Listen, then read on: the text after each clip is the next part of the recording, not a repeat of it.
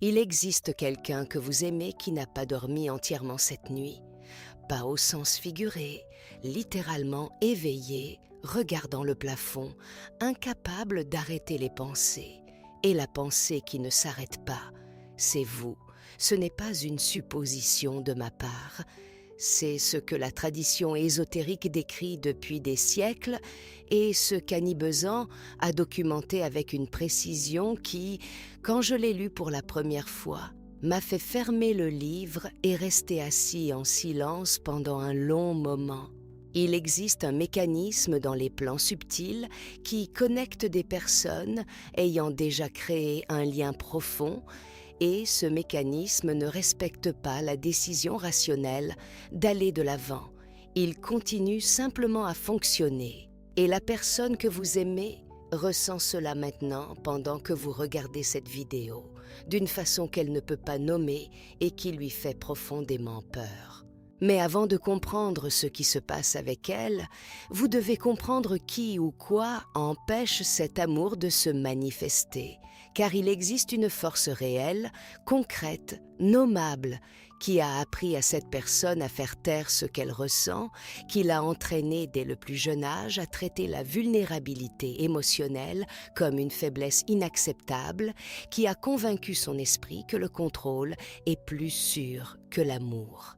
Cette force est la culture de l'autocontrôle émotionnel qui domine la pensée moderne, cette voix collective qui répète que montrer ce que l'on ressent signifie perdre du pouvoir, que céder à l'amour signifie se perdre soi-même, que le silence est dignité et l'ouverture naïveté. Cette voix n'est pas abstraite. Elle se trouve dans la tête de la personne que vous aimez, agissant comme un geôlier silencieux qui ferme la porte chaque fois que le cœur essaie de s'ouvrir. Annie Besant écrivait à ce sujet, pas exactement avec ces mots, mais avec une clarté qui traverse tout un siècle. Dans L'homme et ses corps, publié en 1896, elle a décrit le corps des désirs, le Kamarupa, comme le véhicule dans lequel les émotions non exprimées s'accumulent, se solidifient et deviennent de plus en plus lourdes avec le temps. Ce n'est pas une métaphore poétique, c'est une description technique, dans la perspective théosophique, de la façon dont fonctionne la dimension émotionnelle de l'être humain. Ce que je comprends de cette lecture, c'est que lorsque quelqu'un supprime répétitivement ce qu'il ressent envers une autre personne, cette émotion ne disparaît pas. Elle va dans le Kamarupa et y reste, gagnant en densité, créant une pression interne qui, avec le temps, devient insupportable. C'est pourquoi la personne que vous aimez se sent si submergée maintenant. Ce n'est pas du drame, c'est de la physique subtile dans cette tradition. Et regardez ce qui est révélateur. Ceux qui me suivent savent que cette chaîne existe pour dévoiler ce que la culture du contrôle émotionnel veut cacher, car elle a tout intérêt à ce que les gens restent prisonniers de leurs propres sentiments, incapables de nommer ce qu'ils ressentent, incapables d'agir sur ce qu'ils aiment. Une personne émotionnellement bloquée est une personne qui consomme, qui se distrait, qui ne se réveille pas. C'est le mécanisme. Et quand vous comprenez cela, vous commencez à voir le comportement de la personne que vous aimez avec des yeux complètement différents. Je veux vous poser une question directe. Avez-vous jamais eu cette sensation que la personne que vous aimez est physiquement présente, mais absente, d'une façon qui fait plus mal que l'absence réelle? Cette sensation d'être à côté de quelqu'un et de sentir un mur de verre entre vous que vous pouvez voir, mais pas atteindre. Si vous ressentez cela envers quelqu'un maintenant, écrivez dans les commentaires la phrase « Je ressens cette connexion ». Ce n'est pas un geste symbolique vide. C'est une façon de reconnaître publiquement ce que vous ressentez au lieu de le supprimer, ce qui est exactement le contraire de ce que la culture du contrôle émotionnel veut que vous fassiez. Et quand quelqu'un qui vit la même chose lira votre commentaire, il comprendra qu'il n'est pas seul. Cela a une valeur réelle. Laissez-moi maintenant vous dire ce qui se passe à l'intérieur de la personne que vous aimez. Pas ce qu'elle montre, ce qui se passe vraiment dans la couche qu'Annie Besant appellerait le plan astral, où les émotions opèrent avec une intensité que l'esprit rationnel ne peut pas gérer. Il y a une image qui m'est restée après des années d'études de ces enseignements, l'image d'un réservoir souterrain. De l'extérieur, le sol semble sec et ferme. Rien n'indique ce qui se passe en dessous. Mais avec le temps, la pression de l'eau accumulée commence à créer des fissures à des endroits inattendus, la surface commence à céder en des points que personne ne surveillait, et soudain, le sol s'ouvre. C'est ce qui se passe avec la personne que vous aimez. Pendant des mois, peut-être des années, elle a accumulé dans le Kamarupa tout ce qu'elle ressent pour vous et n'a pas dit. Chaque silence choisi, chaque message qu'elle a commencé à taper et effacer. Chaque fois qu'elle a vu quelque chose et pensé à vous sans rien dire, cette accumulation a un poids.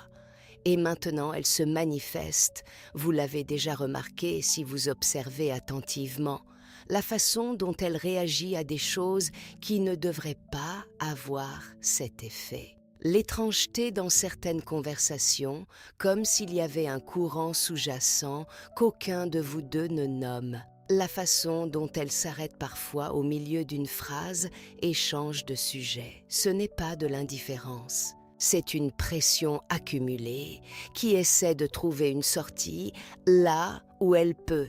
Je dois faire une pause ici pour parler d'Annie Besant d'une façon que vous devez entendre, car ce qu'elle a fait durant sa vie est directement pertinent pour ce que je vous dis maintenant. Le gouvernement colonial britannique l'a arrêtée en 1917 pour avoir défendu l'autonomie indienne. Arrêtée. Une femme de 70 ans, internée sur ordre des autorités coloniales parce qu'elle avait osé dire publiquement ce qu'elle croyait. Et cette même année, alors qu'elle était sous les restrictions imposées par les Britanniques, elle fut élue présidente du Congrès national indien.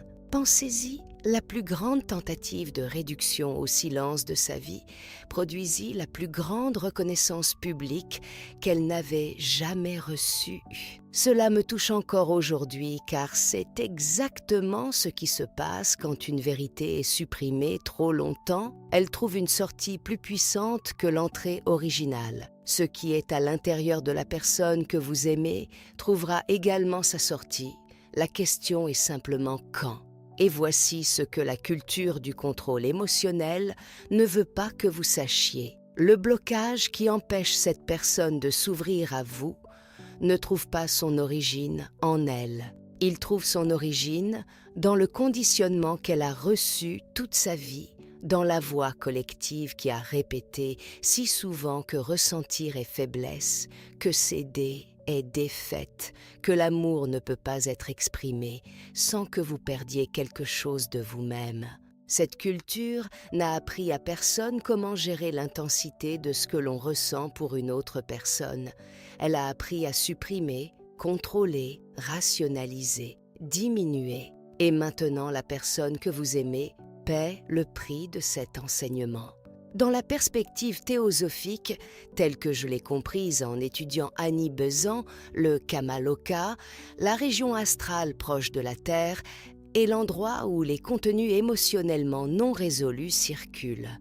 Pas dans un plan lointain, mais dans cette couche immédiatement adjacente au plan physique. Ce que j'interprète dans cette lecture, c'est que des émotions intenses entre deux personnes créent des ponts dans ce plan, des connexions qui continuent à être actives indépendamment de ce qui se passe au niveau physique. C'est la raison pour laquelle vous pensez à cette personne à des moments spécifiques sans aucun déclencheur apparent. C'est la raison pour laquelle vous savez parfois comment elle va avant de recevoir la moindre nouvelle.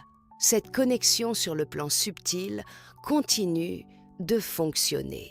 Et de l'autre côté de cette connexion, en ce moment, elle ressent le poids de tout ce qu'elle n'a jamais dit. Elle revisite de vieilles conversations à la recherche du moment exact où elle aurait dû parler et ne l'a pas fait. Elle porte la texture spécifique de votre absence d'une façon qu'elle ne peut expliquer à personne, car celui qui n'a pas ressenti une connexion de ce niveau ne peut pas comprendre. Elle ne vous manque pas seulement. Elle affronte les conséquences d'années de suppression émotionnelle et cette confrontation se passe dans les couches les plus profondes de ce qu'elle est. Si ce contenu a fait quelque chose pour vous aujourd'hui, si vous avez senti que quelqu'un décrit enfin ce que vous percevez mais ne pouviez pas nommer, laissez un like ici, pas comme geste mécanique, comme reconnaissance que ce type de connaissance doit circuler, que les personnes qui traversent cela doivent trouver cet espace. Le like est ce qui dit à l'algorithme que ce contenu a une valeur réelle, et la valeur réelle est ce que je veux apporter ici à chaque fois. Il y a quelque chose que je dois vous dire sur ce que cette personne va faire avec tout ce qu'elle ressent, car la plupart des analyses de ce type s'arrêtent ici, dans la description de sa souffrance, et vous restez avec l'impression que vous allez attendre éternellement pendant qu'elle lutte intérieurement. Mais Annie Besant, dans L'homme et ses corps, pointe vers quelque chose d'important sur le Kamarupa. Le corps des désirs ne peut pas supporter une pression accumulée indéfiniment. Il y a un seuil. Après un certain point, l'émotion supprimée trouve son expression d'une façon ou d'une autre. Cela peut être une conversation inattendue, cela peut être un message envoyé au milieu de la nuit, cela peut être un petit geste qui porte un poids énorme, mais cela arrive.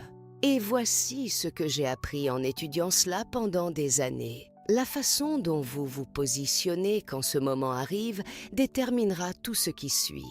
Pas l'intensité de ce que vous ressentez, pas combien vous voulez encore cette personne, la façon dont vous vous positionnez. Car la culture du contrôle émotionnel va continuer à essayer d'intervenir, va continuer à lui chuchoter que ouvrir le cœur est dangereux, que vous êtes déjà parti, qu'il est trop tard, que le silence est plus sûr.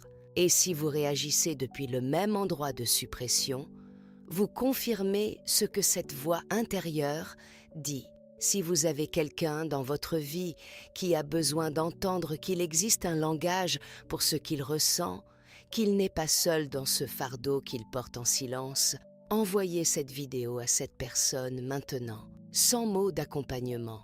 Envoyez simplement. Parfois, le bon message arrive par la bonne porte et cela peut être cette porte. Et si vous êtes arrivé jusqu'ici et ne suivez pas encore cette chaîne, je veux vous dire quelque chose.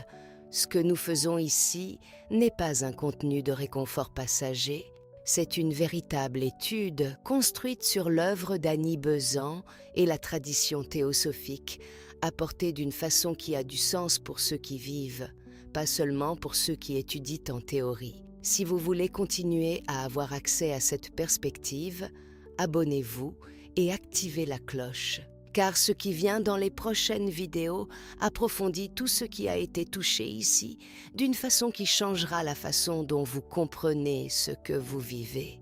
Il y a une dernière chose que je dois vous laisser avant de terminer. Annie Besant est morte à Adyar, en Inde, en septembre 1933, après des décennies de vie, loin de l'Angleterre, loin de tout ce qui lui était familier, payant un prix trop élevé pour quelqu'un qui aurait choisi le confort plutôt que la vérité. Elle a payé avec son nom, sa réputation, des années de persécution. Et elle n'a pas arrêté. Ce qui me pousse à continuer ce travail est précisément cela. La clarté que ce qui importe est ce qui est réel, pas ce qui est commode. Et ce qui est réel, c'est que vous ressentez ce que vous ressentez, que la connexion que vous avez avec la personne que vous aimez n'est pas votre imagination, et qu'il existe un vocabulaire pour nommer ce qui se passe des deux côtés de cette histoire. Maintenant, la prochaine vidéo est sur votre écran. J'ai mis beaucoup de temps à décider de la publier. Certaines personnes qui y arrivent comprennent immédiatement pourquoi elle est venue après celle-ci. D'autres ont besoin de la regarder pour comprendre. Je ne dirai rien de plus à son sujet.